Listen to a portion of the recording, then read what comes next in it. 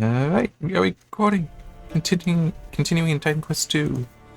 No, this one. Because I did...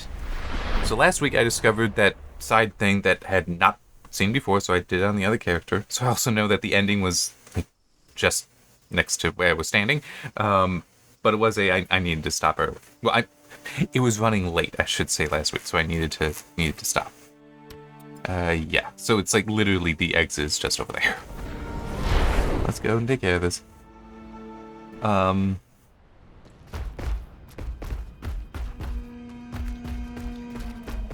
Not too much news from this week as of, like right now, because I'm recording this Friday morning. Starting at, oh yeah, I think it's at 2 p.m. No, 2:30 Eastern time. There will be the THQ Digital Showcase when they're going to provide updates on various games and such, likely also including this, Titan Quest 2.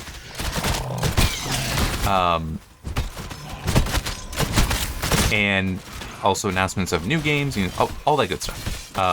So yeah, I'm recording this before that happens. I will also be the Friday write-up will also be ahead of that.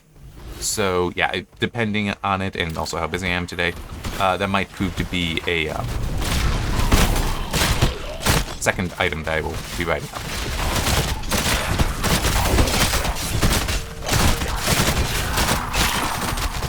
Alright. A follow-up, as it were. So, yeah.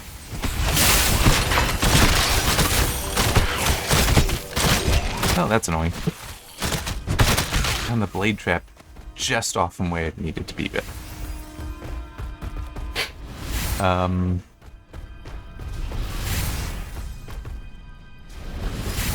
Yeah, one thing weird is I think in one place I saw that the digital showcase would be at 3, but then another place I saw 2:30. It might be... Well, yeah. I mean, true, it doesn't really matter. It's in the past at the point this is coming out, but, yeah, I don't remember, though, if this is the thing where they've previously had a pre-show kind of thing. So it might just be that, where the 2:30 is the start of pre-show.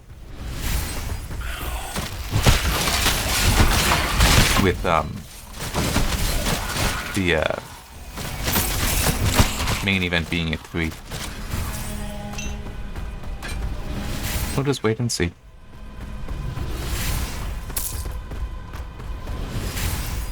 Okay, I thought the exit was close, but it still is. This is...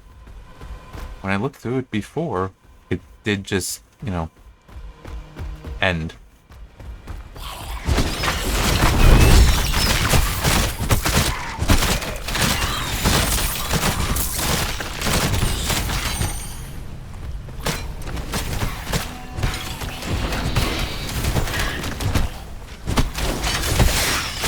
Oh, no. Sorry, that's right. There was more to it, but it wasn't that. I completely forgot we got this down here.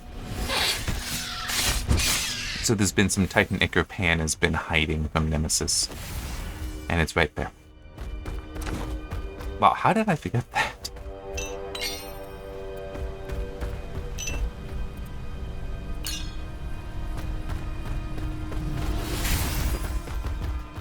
I guess because... It's all largely, from this point on, just normal mobs. Alright, what else? Oh yeah, I can talk about that. Almost forgot about that. So one thing that I saw there was like, okay, those Einstein condensates. Yeah, Berkeley Lab. I'll read what you got on that, because those are fun. Those are interesting. So the simplest way I think to put it. One thing that quantum mechanics teaches us is that all particles can be described as wave functions. Okay. In a Bose-Einstein condensate, the idea is that this is a state of matter, so like solid, liquid, gas, but very exotic. It will particles in this state will actually all have the same wave function. Of course, they have to be the same type of particle. So it's typically these constants are made out of gases, well, just the atoms for gases, at a very, very low temperature. And so they all become coherent with each other, sharing the same state, right? So this is definitely really neat, because in theory, that means that you basically have a very big atom that's comprised of multiple atoms, but they will all react in the same way, do the same things, all that. Well, what researchers have been hoping for decades to achieve, it's said for 60 years to achieve, is a special kind of Bose-Einstein constant, one made of excitons. What the hell are excitons? Glad you asked. So excitons are coupled, well, they would be quasi-particles. Since you've been such a good sport, you can have the Titan Ica I've been hiding from Nemesis for years. Right under her nose.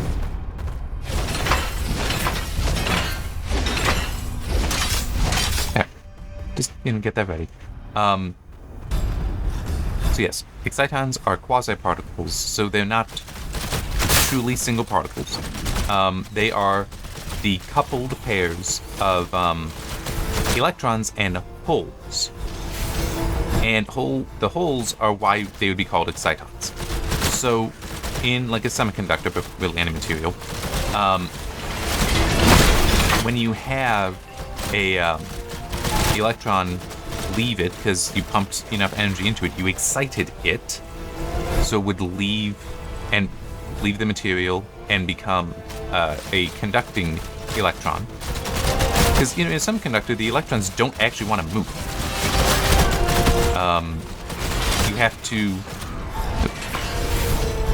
to give them the energy to do so. You have to excite them, so excitons.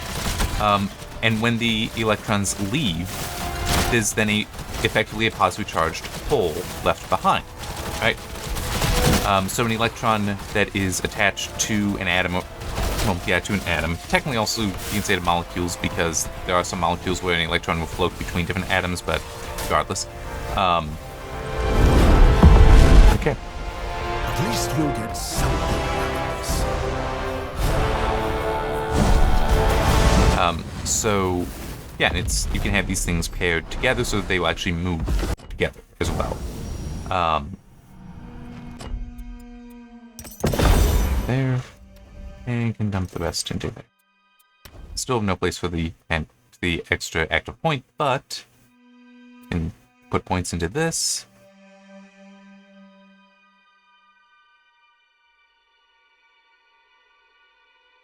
Okay.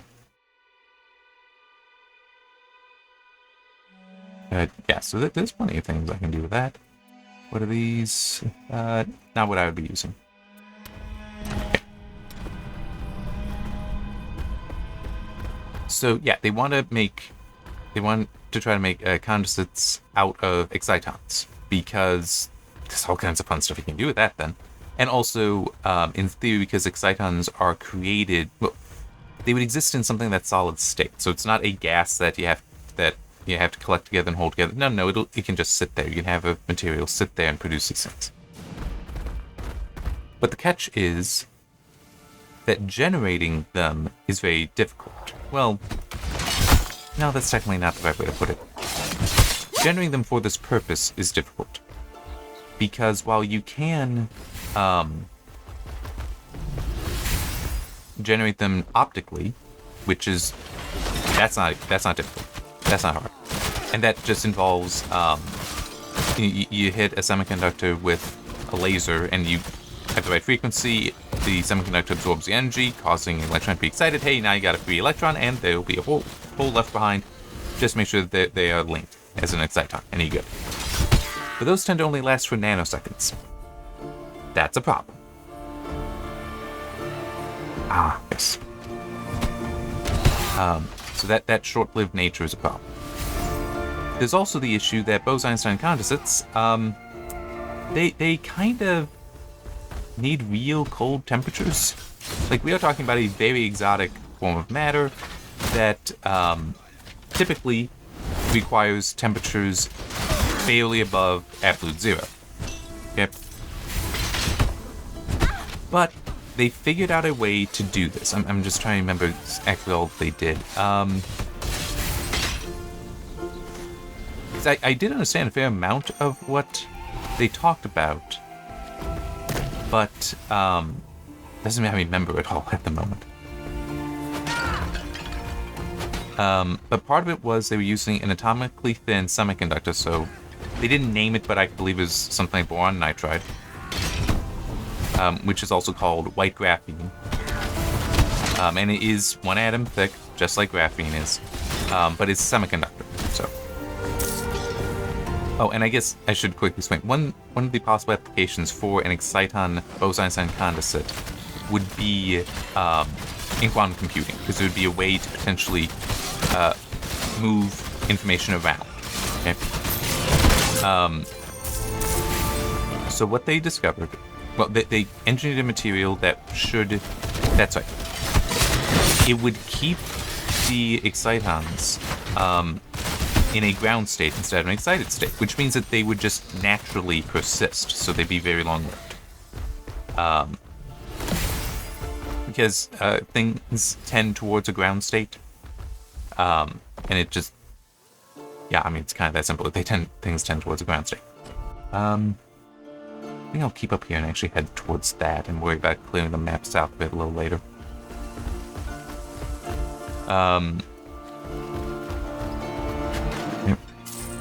Plus, I do want to... I know what that mission is, and I do actually kind of want to do it. I will want to clear out my inventory before too long, though. Yeah, so they made the material that would do that. I'm trying to remember... They also found that they could do some magnetic switching stuff. I just don't remember if they intended to do that because of the original material, or that they engineered, or if it's just something they discovered that they observed. I don't really remember. But either way, they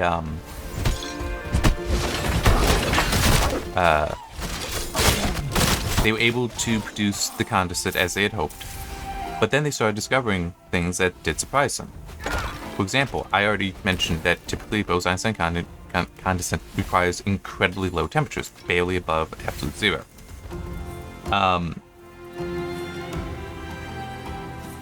Nope. I mean, yeah, that is inferior to what I already have. What does it want with our ancestral power? You've already beaten my brother at the North, yes? I will not be so easy. Okay.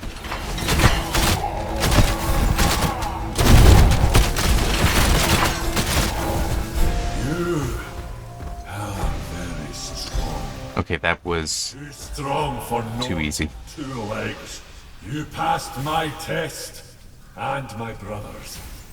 You can enter the sacred Centaur Chamber of Ashes with the word harmony. The story of our people is there. You will respect it. Okay. There. No room for that. There's a genuine no room for it. Okay.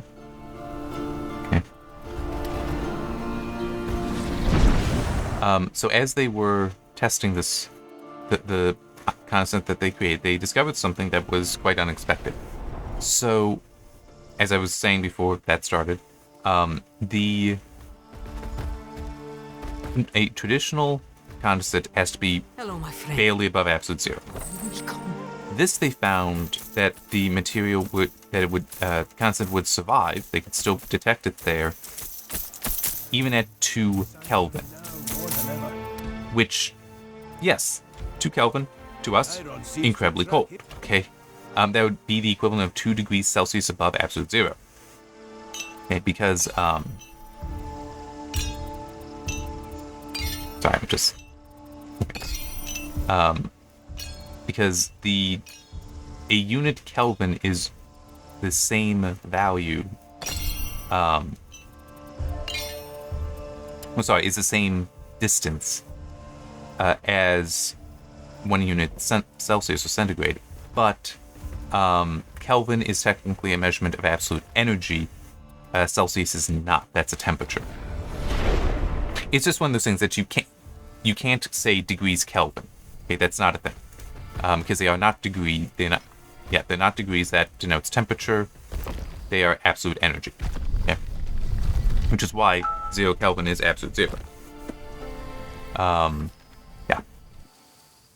So anyway, they found that this was at 2 Kelvin. That this stuff survived at 2 Kelvin, which is, it noted, is millions of times warmer than you would typically see at millions of times higher temperature. And this, for what we're talking about here, condensate, it makes sense that you'd want it very cold, because the expectation is that these whatever the particles are that form the condensate, that the reason that they have collapsed together, that they become so coherent with each other, is because they've just lost so much energy that they just align with each other. It makes it easier for them to continue as they are when they join together like that, okay?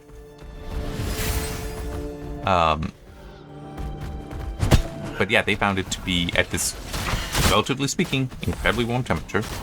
They also discovered something else that is also a major... Oh, yeah, there's definite possibilities here now. So, excitons... It's a little unclear, but basically because of excitons being the pairing of electrons and excitons, and holes, they have an additional characteristic. So already, electrons and holes have charge to them. Electrons are negatively charged, holes are positively charged because they are the absence of a negative charge. They also have spin, which... Look, I understand what spin is, but I can't explain it. Well, I understand what it is in a shallow sense. But what it actually would physically be, like if you could hold an electron in your hand and look at it, I don't know how I could ever describe what spin is there. But it is the source of magnetism, where in a natural magnet, a ferromagnet, the spins of all the electrons align, they align to produce a magnetic field. So all electrons do technically have a very small magnetic field, but add it all up, you got this. You got a powerful external magnetic field. Crap, I'm trying to remember what the correct term is for materials that are not magnetic. But in those, the spins are all... they might still be spin up or spin down. Spin only has those two values, up or down. Well, they can also be half spins. We're not getting into that. Like you can have one half up, one half down. We're just up or down. Just concerned with that. While you can have in a material all the spins potentially being up, there's the electrons themselves are going to be in different orientations. So in iron, they do in fact align, because it's a natural magnet, they will in fact naturally align. But in something like silver, they don't. They could still technically all be spin up. I don't think they're just bouncing out, spin up, spin down, spin up, spin... They point in all directions. The electrons themselves point in all directions. I think that's the best way to explain it. But anyway, and the holes also will have a spin. So because of that, and the fact that there are the two things there, they have a new property called, a new characteristic called valley, which is something I cannot say I've read about before, which is a little annoying because, I'm gonna make saying some of this differently, but it is a new degree of freedom. It says it also refers to its motion, but then it, says, tries to clarify that as a degree of freedom, which, yeah, makes some sense, but it's a new degree of freedom. New variable. to the existence of an exciton that other particles would not have. But from that, it allows it to then have some interesting characteristics. You can have the electron, there's the electron and the hole. They can both be spin up, they can both be spin down. One can be spin up, one can be spin down. And then the reverse of that. So you can say up, down, and down, up are both also options. What they discover is that the condensate, well, I mean, naturally the condensate is formed by these excitons. So it should have the same valley characteristic and all that. So yeah, I'm saying, oh yeah, that makes sense. Except they also found that for whatever reason, the exciton, well, the condensate appears to have two states there. And these can be controlled separately. Well, or at least can be, you can control the condensate itself. The state of its pairing there. Or flavor is how they actually put it in the write-up, in the press release. Hey, it opened. That was a bug that it would not open after doing all this. So yay. Welcome, strong two legs. Yes, welcome. You have proven yourself worthy to know of our heritage.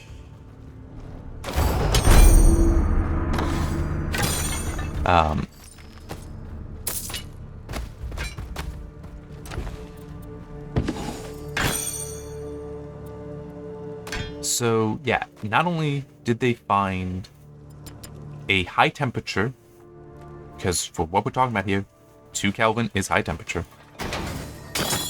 Exciton, I need to start dropping things.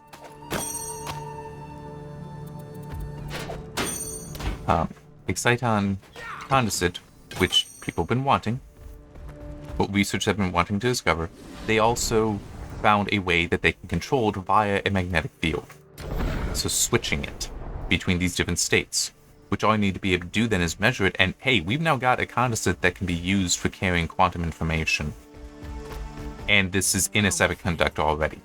So yeah, potentially they will have the ability to create, and this is what they want to try to do next, or at least is an ultimate goal for them, is to try creating a circuit that can then be used in a quantum computer. Because quantum computers are already exotic, the idea of it being 2 Kelvin, yeah, that's still kind of extreme, but it's, you know, we're already talking about extremes. It's okay, it just blends in.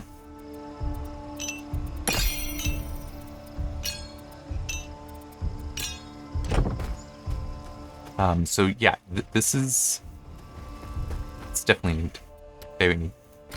And I probably described a lot of that poorly, but it still is. Bosons and constants are really a neat thing. Because of that whole, you have every particle in it sharing the same, they are coherent with each other, so they are sharing a quantum state across them. And they're, yeah, that's what I thought. I just realized, did I forget to put points in stuff? Alright, yeah, I will do that. Because I don't want to forget about this stuff.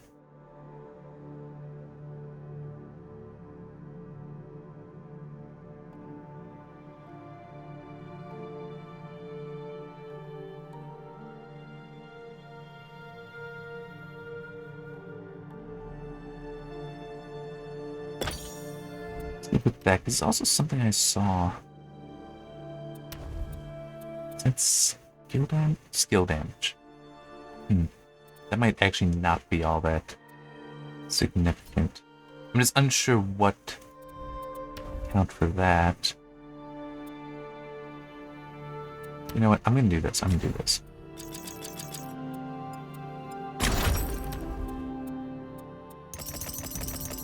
Just dump them all into that.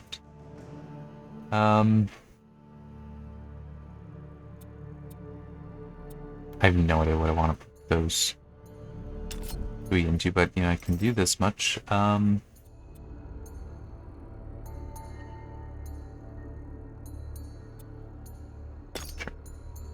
Go with that. And I can just continue to hang out. I mean, in theory, something like that would be fine, but I really just don't need that. But yeah, so that coherence there, it's really neat, and this is very interesting. And the fact it's Excitons, so something relatively easier to work with than. I'm trying to remember what I've read. I think they've made condensants out of helium before.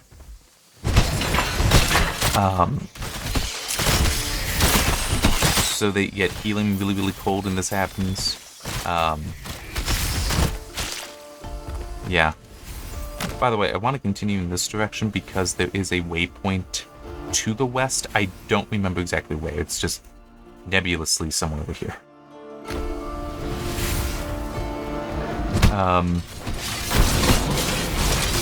There.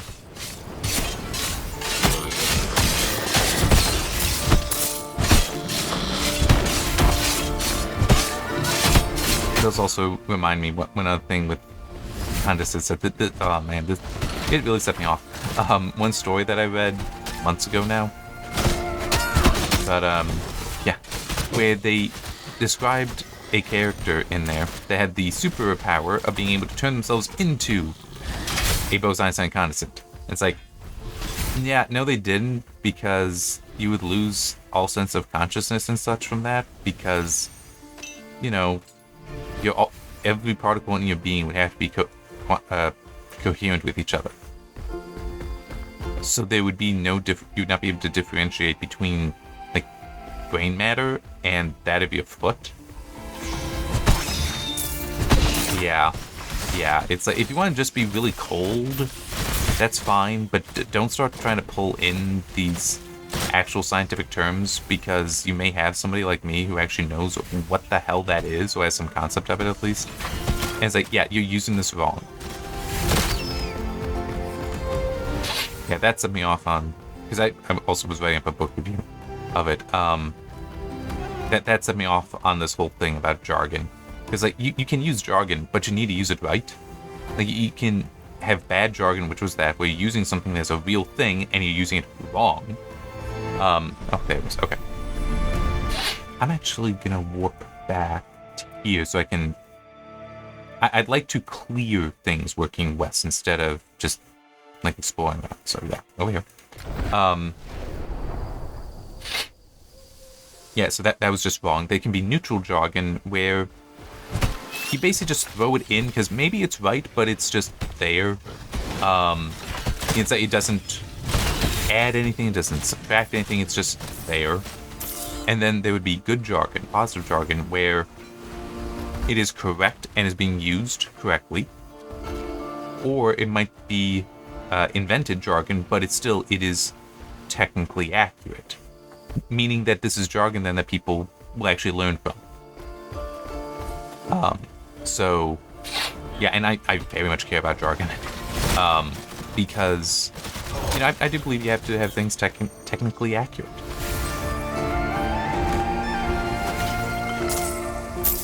In a story like that, because if you get that wrong, you're potentially going to confuse people. Because it's one of those funny things that, even though, so like, you know, with this game, well, actually, no, that's true. That is an example. That is an example here. Some aspects of this game its story would be accurate to Greco-Roman mythology. Such as, well, actually, no, Hephaestus is not a good example. Hephaestus is actually bad, because he was not shown with his broken legs. Like, he is a cripple, because he was thrown down from Olympus. So he actually made 2 automatons, which we do see. We do see the automatons when we visit his portion of Olympus, at least.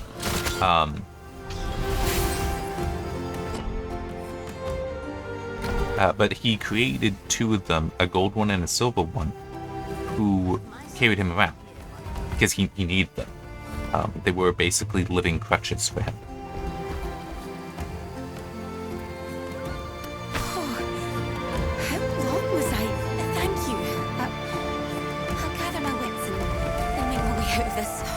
Forest.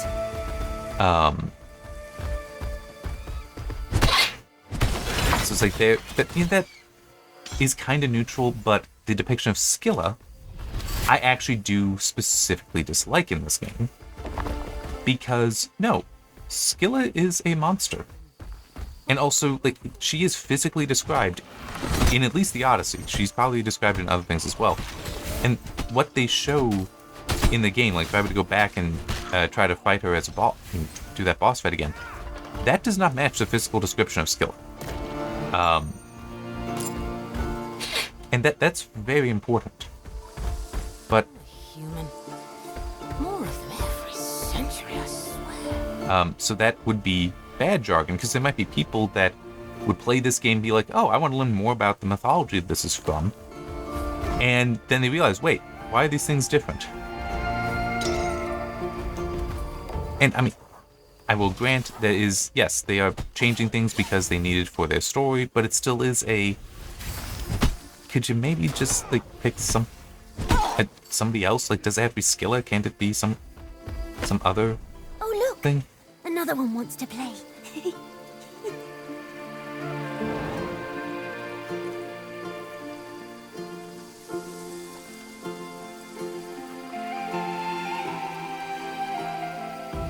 Stay away from me! Oh, you all smell That's right, we got this again. that slime! I bet this one's no better than the others. What? Oh, not another slug. Listen, you forest spirits, stop these silly spells at once. Don't you dare touch this jar with your slimy hands. You look familiar. Never mind. All you mortals look the same. Don't just stand there. Pick me up and get me out of this bog immediately. No fair. You're ruining all our fun. Yeah, you cheated! Put that down and go back to being a leech.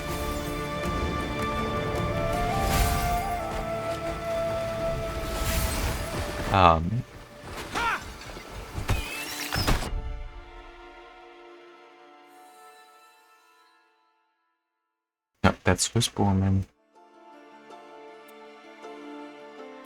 So technically, yeah, that's I. Oh no, it's over there. It's over there. Okay. Okay, so I remembered when I got there because that's where the Molly was. The Molly root was. Hurry up, will you? I've been stuck in this cursed jar for far too long.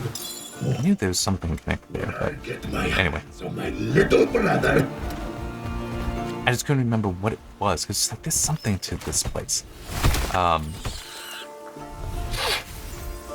yeah, so it's just jargon does matter to me, and so getting the constant stuff wrong very frustrating. But it was also one of those things where a number of the stories by that same author that I was reading also tried to use science, and it's like, yeah, you got this stuff so completely wrong. And it was so annoying because like you don't need to get it wrong. You just, it's like, hey, I don't know what I'm talking about. That's not gonna stop me. Wait, hey, I've heard these terms. I imagine this is what it means, so I'm just gonna go with that. It's like, no.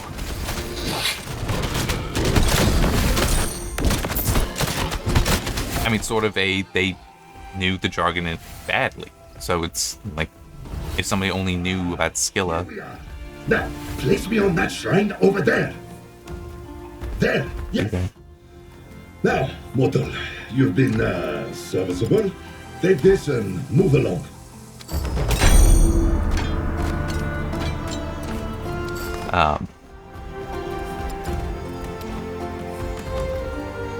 So yeah, it would be like, you know, somebody only knows Greco-Roman mythology from this game, and then they figure, oh, I'll, you know, it's like, right, you know, Scylla is interesting. Let me, you know, write a story, then you make a reference to Scylla as this nymph walking around. People be like, what the hell are you talking about? Scylla's a sea monster. With multiple heads of dogs and things like that. It's like, it's this very gruesome sight. And it's like, but I thought it was this. It's like, no. It's like, well, is a monster form like that? No, it's not like that either. So, yeah.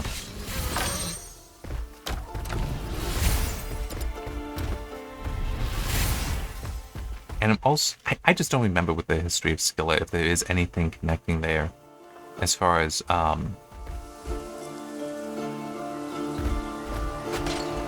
with Glaucus, who I think Glaucus might actually be an actual character in Greco-Roman mythology. I'm not certain.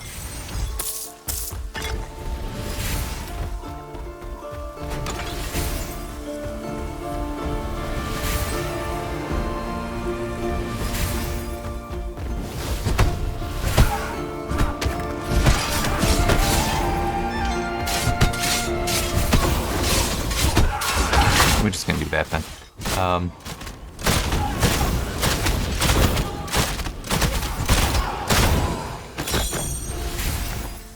That figures.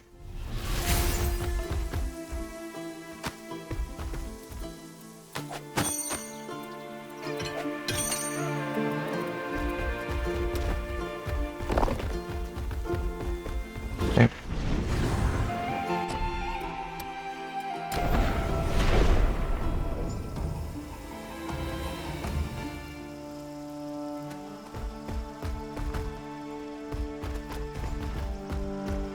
Hello, my friend. The brand bearers betrayed us.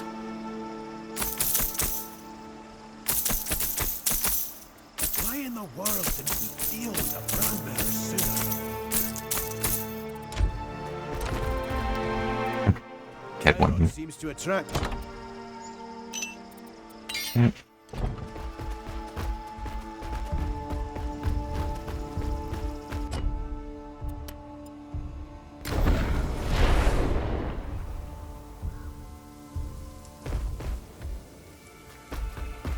Oh, I just remembered that is one other thing I can talk about, because I'm pretty sure I had mentioned about the Gruv, I pronounce Gruv, maybe that's on gruv.com.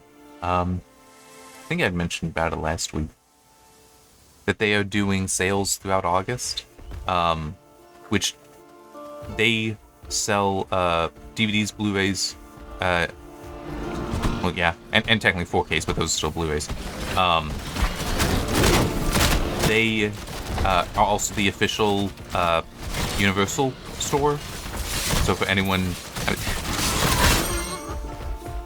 they sell more than just Universal properties. But it's just for anyone wondering, I've never heard about this. Can I trust this? Like it's Universal, so yes, you can trust it. I wasn't certain because the way it had been described as crazy days. Is it for their sales this week? This month. If that was every day was going to be different. No, it looks like they are just weekend sales, which they normally have weekend sales, and then weekday sales as well.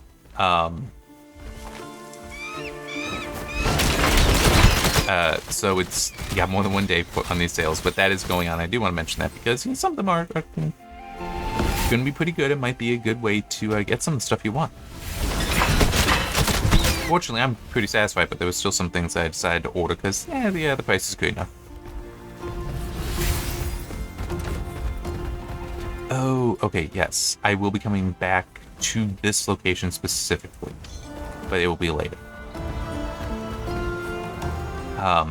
Just say I do recognize where this place is. So there's also stuff here. It'll make sense later. Don't worry, it will.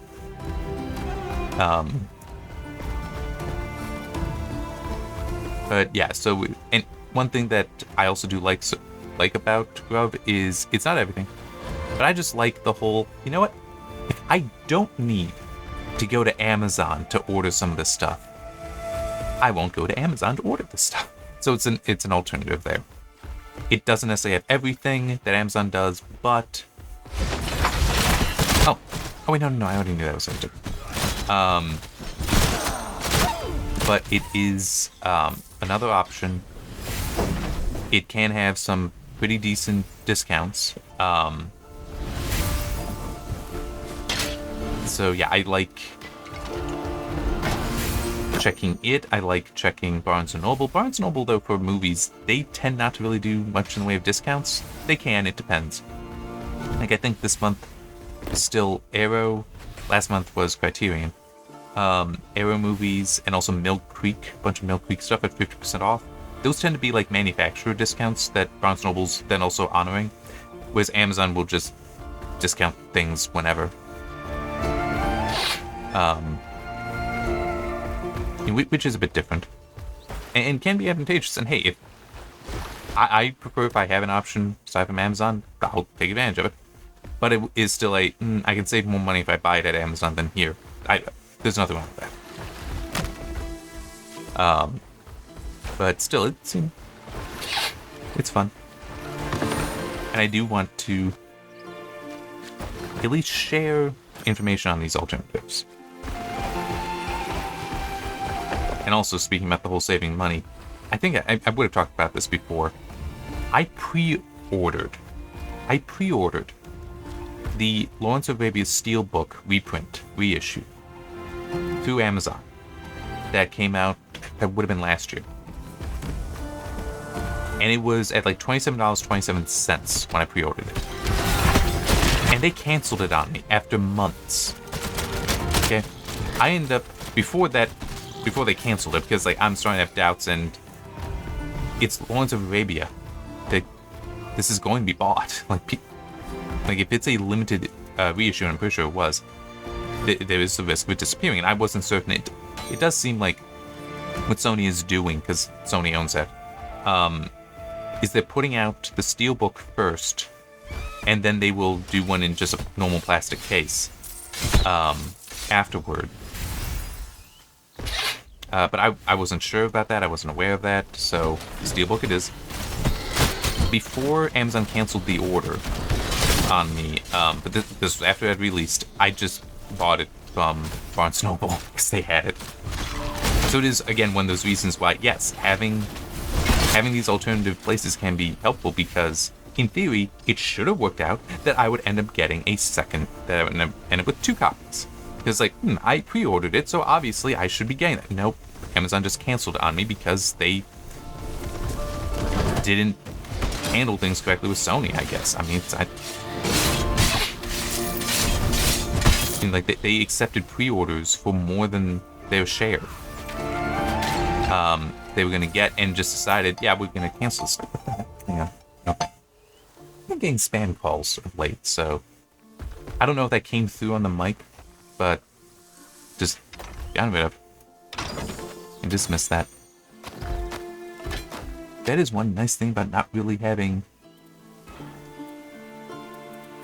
too many friends and such. Well, but even then, it's kind of irrelevant. Because like if it shows up as just a number, chances are it's spam.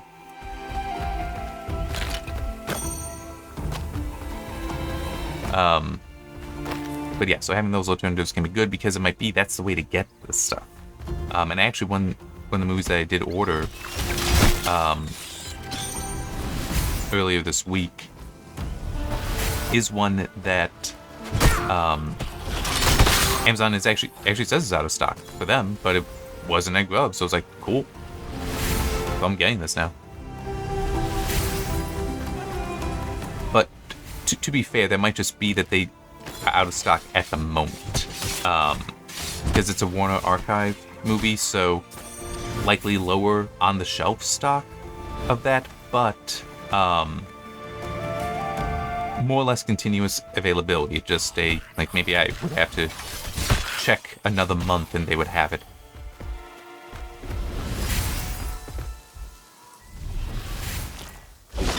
Whereas Grub just had it in stock, so it's like, cool, you can get that right now.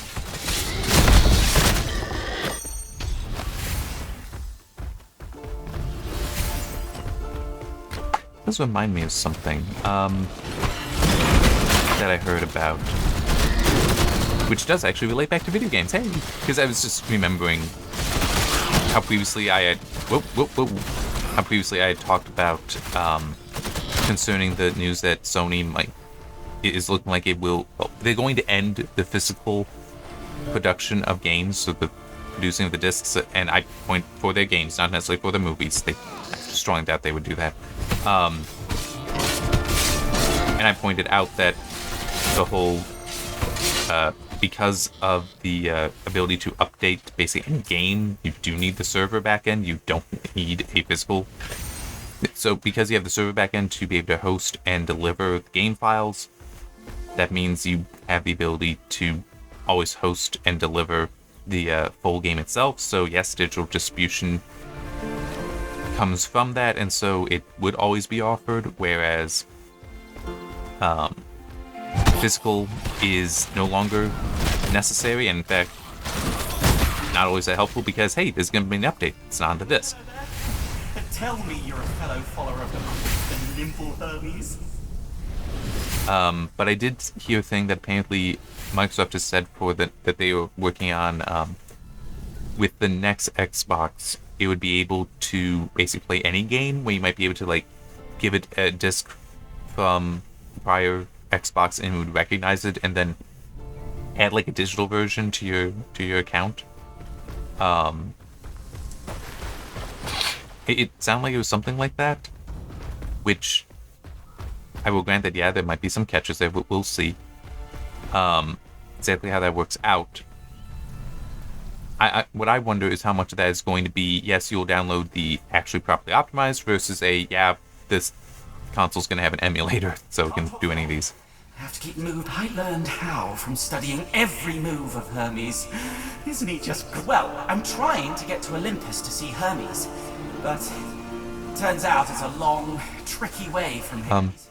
Hermes actually escorts you to Hades. Dodges. Anything that keeps me from being pulled back to the Elysian Fields. That place is great, but it's no Olympus from what I hear. Yeah, right. And horses can talk. I'm tempted to surprise this spirit. But maybe you'd be a perfect challenge for me. Think you can keep up with me?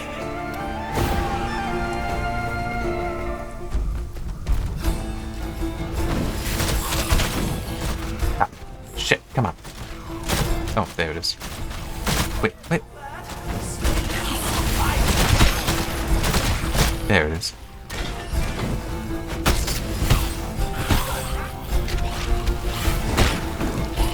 So while being attacked, they also gotta figure out where I'm supposed to be going. Okay, that finished it. Really impressive. I'd be a fool not to challenge you to a friendly, not too fatal duel. Ready? Attack! You'll have to move faster than that!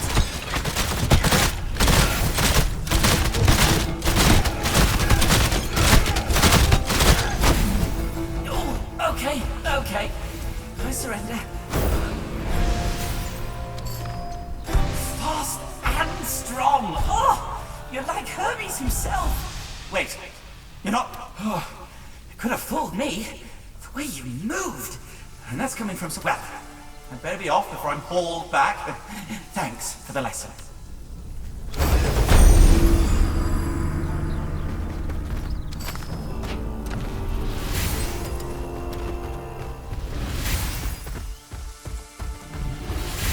But yeah, so that idea of potentially having, and I don't remember all the details, it was mainly just background noise talking about it as I was working. And I haven't looked it up myself because I'm not that greatly interested in following the news on console games. I mean, some interest, yes, because consoles do tend to dictate the future for all games. I'm not doing it. But it still is. How would they end up doing it? Because it's maybe it would be that they would go to they would have an emulator on there, so any Xbox game, any 360 game could be enjoyed that way. Which I think a lot of people that would be fine. The question is, what would they do with certain games as far as like netcode, because that doesn't necessarily emulate well, is my understanding. Meaning, I mean, there are already up-to-date versions of it, but let's say you want to do this with, say, Halo 2 because of its multiplayer. An emulator might not be able to get that running, so you would need an actual new version of that. So would they be going through and doing that? I don't know. It's really hard to predict what may or may not come from potentially a true Xbox One, a true one Xbox to rule them all. Which I do firmly believe, by the way. If I talked about this, it would have been a long time ago.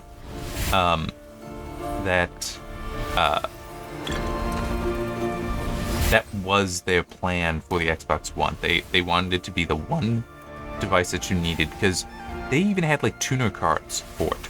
So you could watch normal television through it, broadcast television through it, potentially also cable. I guess it would depend on because it can't all come along the same coax.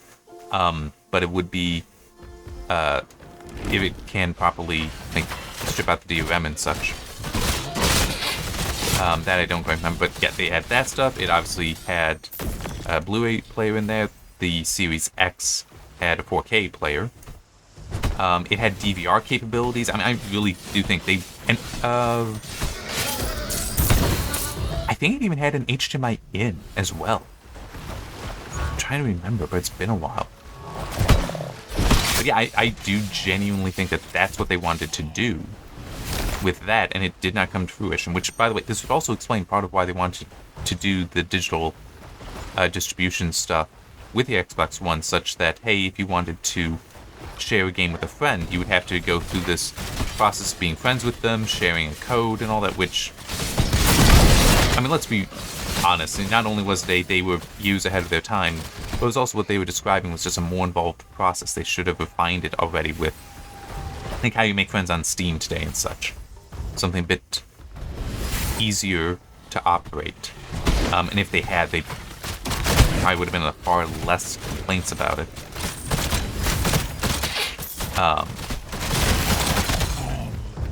But yeah, I wonder if they're going to try doing something like that. And it, as in just the one box to rule them all. And depending, because it is also, I don't know how much the Series X, Xbox One X. That was it, not the, I think I had said the Series X before, is the variant of the Xbox One. That's not right.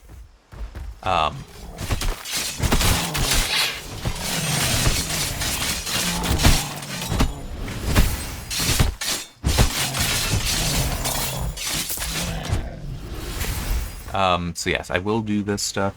I am starting to run out of time. I just really want to find the next waypoint as well. And I don't think there's one too far away. But in any case, I wonder if they could try to make it at least semi-upgradable. And I just mean as far as like trying to have it be more like a PC. Not that you would necessarily upgrade hardware, but with a single coherent operating system, and it just assuming that, hey, basically we're going to be on DirectX 12 and a hypothetical 13 indefinitely, or at least that, you know, that the hardware support in there will survive that long. I don't know. Do not know. We'll find out. I mean, this stuff will come out eventually. But one thing that I do want to point out that I can't believe that some people haven't thought of, is especially with this idea of a potential one Xbox to rule them all, and the idea of you can get your original Xbox, Xbox 360, and Xbox One games and Series games running on it. One problem is, remember, a lot of the 360 games were Xbox Arcade, so there weren't physical releases. 3 times 5, twice. Okay. So we've got these pillar things.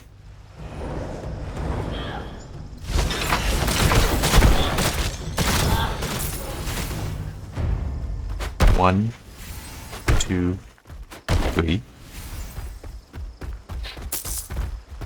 1, 2, 3, 4, 5.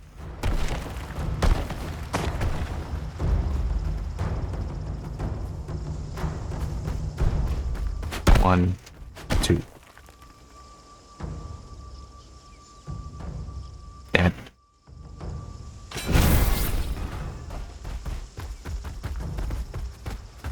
this has been annoying people so much, because there are so many abilities that will cause basically multiple hits. So it's 1, 2, 3. 1, 2, 3, 4, 5.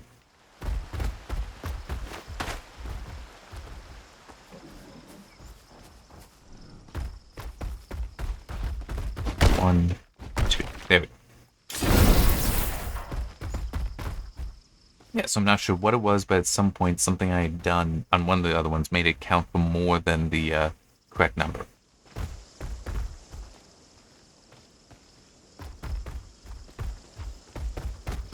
Come on.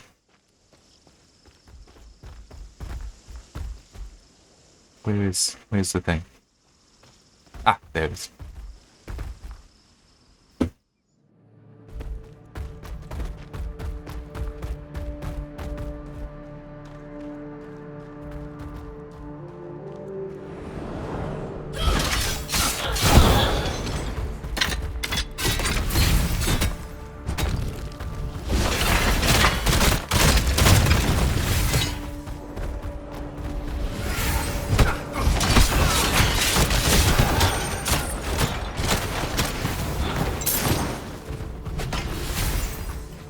I mean, at least one thing with that, and it might only be a rumor as well, at least one aspect to that idea is, even with all the recent layoffs and sell-offs of various studios and IP going on in Microsoft, it is a, no, we're not going away. We are going to continue to try to have this, and this is one thing we're thinking about doing.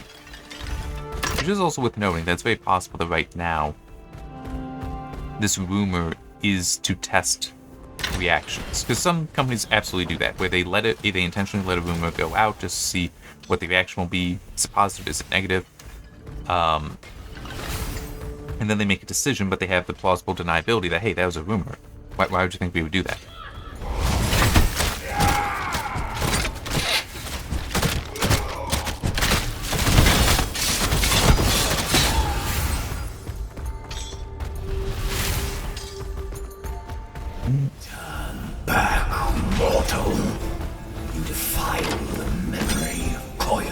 By setting foot here.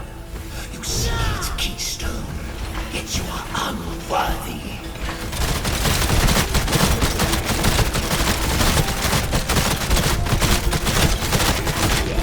I'm sorry, you were saying something? Carrying too much.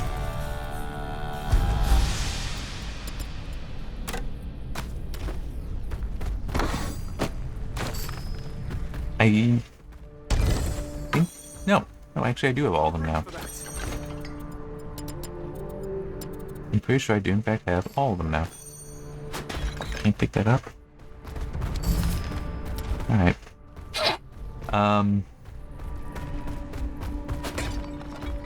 Yeah, so I want to head out. I will leave going back to the library later for next week. But here, in order to help me remember, pin that, because that should be remembered till next week.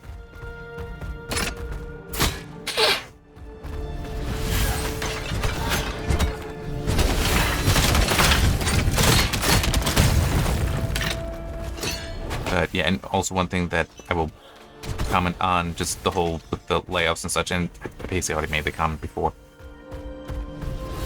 They bought up a bunch of stuff. Microsoft bloated themselves by buying up a bunch of stuff when they had so much cash, when they had so much money, and figured that, hey, this won't end, and then it ended. So it's like the sell-offs of all this, of the various properties and such. To me, I just see that as this is a correction, right? That this isn't a doom kind of thing. It is a, no, they should not have bought these things up initially. They did so thinking that, hey, certain stuff will last, or that these things will continue to produce the funds to justify the purchases, and that did not happen. Not that the companies they bought up, the studios they bought up, are not worthy. but rather that that's just not how things work, because sometimes the $1 million company is successful because it is a $1 million company. And that once you make it a $10 million company or a $100 million company, it loses that success because the characteristics of a $1 million company and a $10 million company are different. But a lot of people seem to not think that way, seem to be incapable of understanding that, at least when it comes to people in business.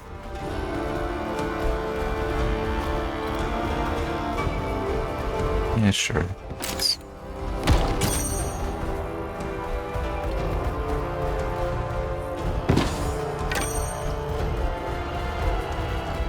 is the one who killed Ixion!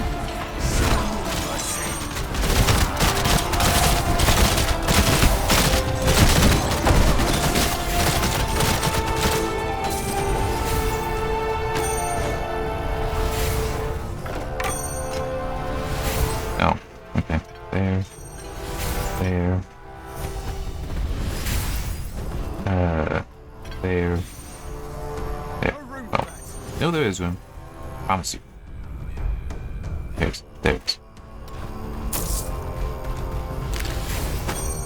Oh, come on, where's a waypoint? There should be one not far off, because it's been a while since I have been at one.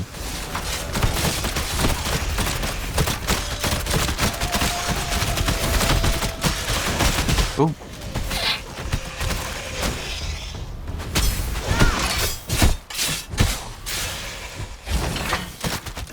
I hope I didn't just like walk right by one that was right down here.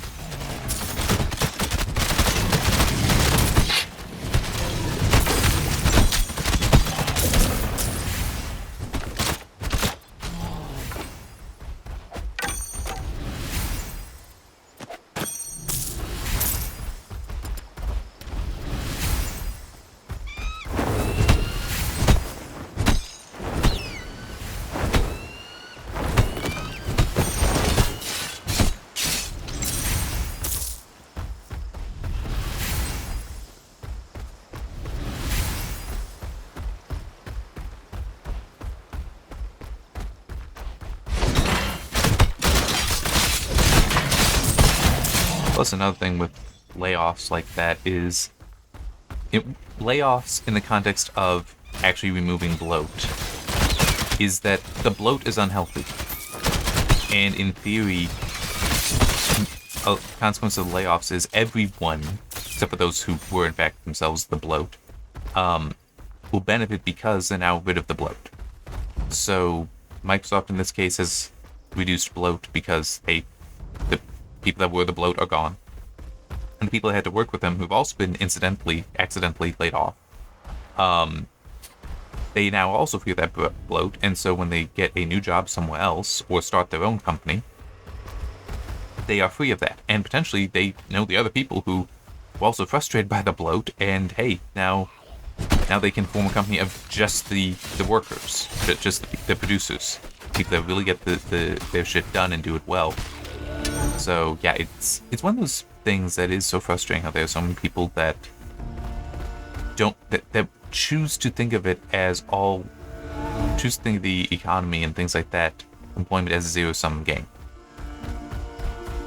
Or even worse, because technically a zero-sum game in this context would be yes, you lose your job, but you also, there's a job that opens up somewhere else, so it's zero. So you lost something here, but you gained it over here.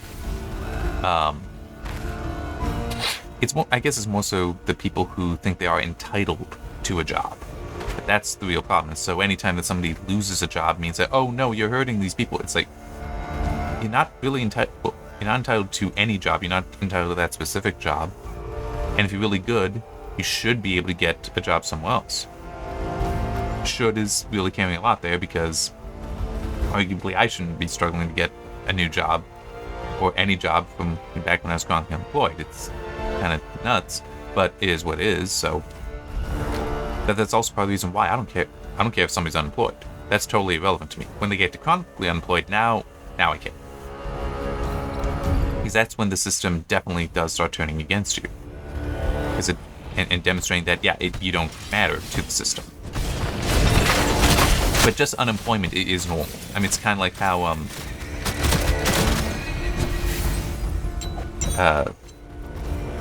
bankruptcy should be allowed.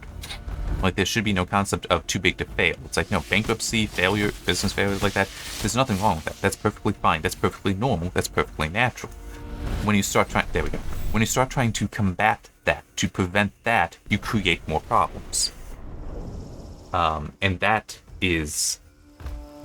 more so an issue, because now that is the whole, hey, no, this person can't lose his job. This business can't go bankrupt because it needs to be there, as though it is entitled to exist. That's not how it works.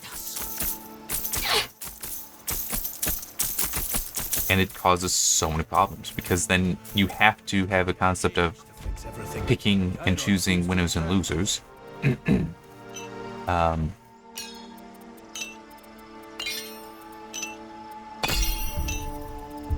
And yeah, that can be incredibly destructive, because it means then that people businesses and such can start making knowingly bad decisions, because, hey, it doesn't matter. We're not going to suffer from it.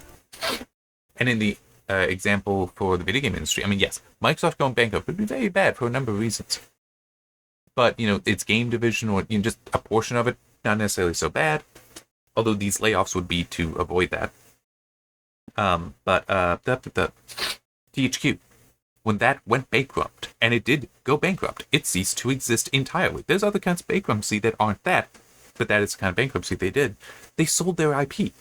Now we've got Titan Quest 2, which THQ likely never would have made. We have Titan Quest 2 in active development from what had been, well, it's Grimlore Games, I don't remember what their history is, but being published by what had been Nordic Games, but they acquired so much of the THQ property, and it was a relatively small company, I want to say. I think Nordic Games wasn't that big, but they had the money to buy the IP at the auction, buy up some studios, that they renamed themselves to THQ Nordic, because they so fully stepped in, and they're succeeding. And then that also helped create what is, well, they were, for a time, two different THQ Nordics. The publisher, which still exists by that name, and then another entity that was above it that owned it and other companies, that is now called Embracer Group. And I get people have a dislike for Embracer Group, but it's still, it redistributed that IP to people who bought it to do stuff with it. And it's like, we've gotten Titan Quest 2, we've gotten Darksiders 3, and apparently there's work, and also Darksiders Genesis, and there is work on Darksiders 4, as I recall, that there have been rumors stating that that's in development. Hey, maybe that's something that'll be announced today. Remember, this is Friday for me, so you will already know what the announcements were from the THQ digital showcase, THQ Nordic digital showcase. One franchise that I don't think it was THQ, I think it was Deep Silver that bought it, but Deep Silver is now owned by Embracer Group as well. But again, Deep Silver, smaller company, bought up these IP at a discount. One thing that they've not worked on has been Red Faction. I would love to see Red Faction brought back. I would love that. But it needs to be done properly. Okay, this should be the bulk of the dev team, they are engineers. And what they're going to do is they're going to go back and remake Red Faction 1. They're going to keep it to as much to the original gameplay as possible. But they're going to add in it already had destructible environments and such, but we're going to amp that up to not 11, we're going to 12 or 13, okay? We are going to just smash through anything you thought was possible. We're going to do that there. Because then, it's like, that's probably the reason people love Red Faction Guerrilla. But yeah, we're going to remake that. We're going to have it kick ass and be like, hey, if this does well, we're going to see then, if this does well, then we may see about, continuing this effort. Unfortunately, that might be remaking Red Faction 2, which is crap. Yeah, it's just not that good. But maybe, you could remake it and fix it up. I don't know. But still, it's like you do that. You could then get to, okay, we'll remake Red Faction Guerrilla, we'll remake Red Faction Armageddon. Armageddon is more serviceable than 2. But yeah, can do those again, amping the physics up to 13, and then new Red Faction game. That legitimately is how I would handle the Red Faction series, is I would, because a lot of people really enjoy Guerrilla. You don't need to worry too much about building a new fan base, right, with a new game. You don't need to necessarily worry about that, I feel. You put out a new Red Faction that is just like, you take all the good lessons learned from the Red Faction series, bring that all up to 13, keeping the original stuff as much as you can, because legitimately, I really enjoyed Red Faction, the original game. Yes, it's older, so there are some things about that are quirky, that are clunky, but man, it was a fun game. I really, really enjoyed playing that game. And I do believe you can bring in some flavor from Guerrilla. You can bring in some technical stuff from Armageddon and amp it up to 13. You do that and you will have a very good game that people would love. Don't do the Saints Row reboot thing, okay? Don't do a reboot. Do a remake of the original, okay? Where it is recognizably the original game, just with all the benefits of technical improvements. And maybe, refining some quirks here and there, refining some issues here and there, but largely you keep to the original. And you would have something that fans of Red Faction Guerrilla that maybe never played Red Faction be like, I'm curious about this, played, and will fall in love with it. Also, people that are diehard Red Faction fans that are like, they love the series, they play the game, it's like, okay, you're gonna have to prove it's good to me, you have to prove yourself with this. It's like, but you do it right, they will love you. And then it's like, okay, maybe skip over 2. As I said, I can understand that. But Guerrilla and Armageddon, yes, Armageddon has its problems, but it's still, as on a technical level, it's a very good game. Like, the technology and such in there is well done. It is a fun game, but it is very linear. Whereas Guerrilla is open world. It isn't Red Faction Guerrilla 2. It's Red Faction Armageddon. But it is still fun. But you can do that stuff. And then you get to a new Red Faction game. I'm not entirely sure what you'd want to do there, if you'd want to try to do a true Guerrilla 2. But you could. You could potentially do that, and man, it could be so much fun. It really could be. And I do also want to add this, and then I'll try to shut up. That one issue, it has been too long since we've had, outside like Battlefield, an open world, fully destructible game. Okay? Which Red Faction Guerrilla is an example of that. Not as open world, but I'll still round up and include Red Faction Guerrilla for its destructibility. But Just Cause. We haven't had a new Just Cause game for how many years now? Just Cause is also a lot of fun. It's a bit more the silly kind of fun. Some aspects of the premise and what's going on there are ridiculous, whereas Red Faction is more serious, more earnest. But they both scratch that itch of being like a stress ball. In that, yeah, you can just go in and destroy everything. It's like, yeah, that itch is not being scratched. That niche is not being filled. Why aren't we doing that? So, and in theory, Red Faction was already dead at the time THQ died. But because it got bought up, hey, there's a chance for somebody to do something with it. Why Deep Silver? Well, okay, no, that might be why. It's because I think it was Deep Silver. That maybe it wasn't Deep Silver that got the Red Faction IP originally.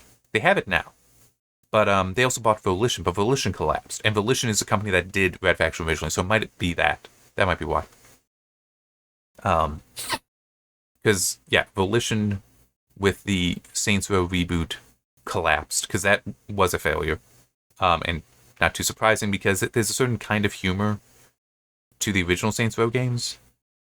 Saints Row 1 I've never played, but Saints Row 2 I played, and I enjoyed that. Yeah, it was more... Saints Row the 3rd got sillier. So there are certain things, Saints Row 2, they're a bit more serious, but it's still a very fun game. And then Saints Row 4 very much followed from Saints Row 3, basically uses the same map as well. Get Out of Hell, I think that was actually the Saints Row 2 map, and that was actually pretty fun. Agents of Mayhem was not that good, which was a quasi-sequel. And then I've not played the new Saints Row game, but yeah, it's just... Man, I wish Red Faction would come back. But in theory, it can. The fact it is continuing to be a dead franchise, I don't understand. But in theory, it can because the new owners do have the money for it, which THQ didn't. And that's just going back to my point about bankruptcy, is actually supposed to be a natural thing to happen, where you basically have a company die, but then its assets, in this case, I'm specifically referring to the IP, go to inheritors. Instead of the inheritors being the children, it's people who buy it at auction. When you try to prevent that, that actually makes things worse. Because, like, if THQ had just gotten a massive loan from the governments, or just straight up here's money, so, oh no, we can't let you collapse, they'd spend that money on what? Probably just a very few number of titles trying to right the ship, but the people they're entrusting to right the ship are the people that got the ship into trouble in the first place. So that's why bankruptcy is actually a healthy thing, because then the people who caused the damage are potentially gone because the company is dissolved, but the IP, the things that people actually value, that can go to the people who do value it and will do something with it. So, yes, the layoffs, they suck. The selling off of the studios sucks. But this is actually how it should be going. Right? Because the good stuff, the people of value, the IP of value, the assets of value, should end up going to those who value it. Okay, either by the people forming their own companies because they value themselves and are able to trade on their value to get loans and such to start new businesses. Like, that they should be able to do that. And also the IP, if it is of value, then it goes to somebody that values it, and then they will do stuff with it. But, I mean, it's like with Hollywood. So there's so much IP that's locked away in vaults, whether it's Warner or Disney or Paramount, Columbia, because that's what Sony owns, MGM. There's so much there that the owners currently, they don't necessarily do much with that. Like I said, Lawrence of Arabia. Why is that not a always being produced movie? That is considered one of the greatest movies, certainly one of the greatest epics ever made. But the best version of it, the 4K version, and it includes regular Blu-ray in there, that version, you had to find the reissue. How is that ever out of print? That's insane. But that's what Sony does. They're not as bad as Disney, though, because at least they do that reprint. But, there's a whole bunch of stuff in Disney's vault that they're not putting out. Warner has Warner Archive, which is getting more of their stuff, and other companies. They also, there are some non-Warner movies that also, and TV shows that also go through Warner Archive. But MGM, Amazon, is that locked down? They're not putting stuff out. It's like,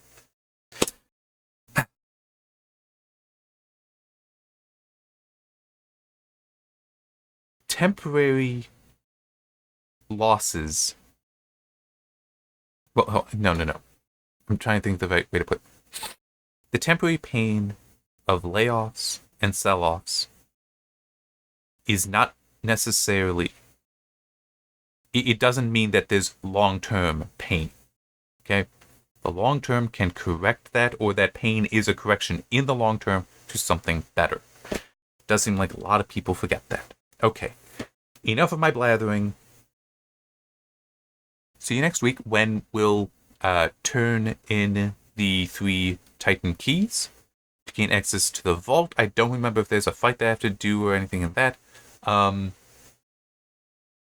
Actually, no, I take that back. I'm going to try to wait on that until I'm at max level. So that way the gear, because I don't think that stuff, it will drop again later. Like if I revisit it.